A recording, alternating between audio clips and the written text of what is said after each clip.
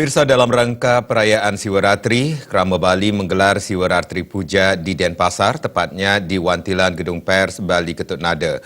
Malam Siwaratri menjadi momen khusus bagi umat Hindu untuk melakukan introspeksi dan memuja Sang Hyang Widi dalam manifestasinya sebagai Dewa Siwa.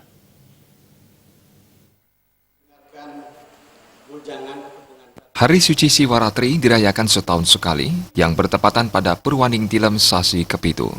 Pelaksanaan Siwaratri ini berkaitan dengan kisah seorang pemburu bernama Lubdaga dalam kekawin Siwaratri Kalpe karya Empu Tanakung.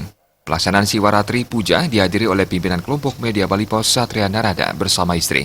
Dalam Siwaratri Puja tersebut, Satria Narada menyampaikan kisah singkat seorang Lubdaga ketika ia sedang memetik daun bilwa. Ia teringat dengan masa lalunya yang selalu memburu binatang. Lubdaga menyesali segala kesalahan yang diperbuat sepanjang hidupnya. Hal ini merupakan sebuah cerminan bagi umat Hindu agar harus bersungguh-sungguh menjalankan malam Siwaratri.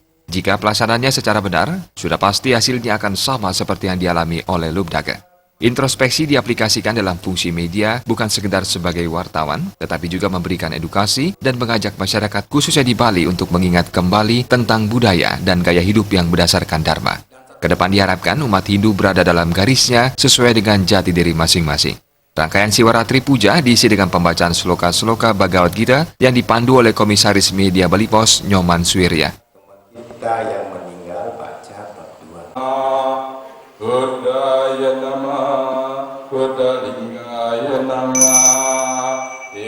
Di penghujung malam Siwaratri digelar Abhiseka Lingam dengan menuangkan susu dan meletakkan daun bilwa pada lingam. Selain itu umat juga meditasi bersama yang dipimpin oleh Ida Resi Giri Ramananda Acarya Resi.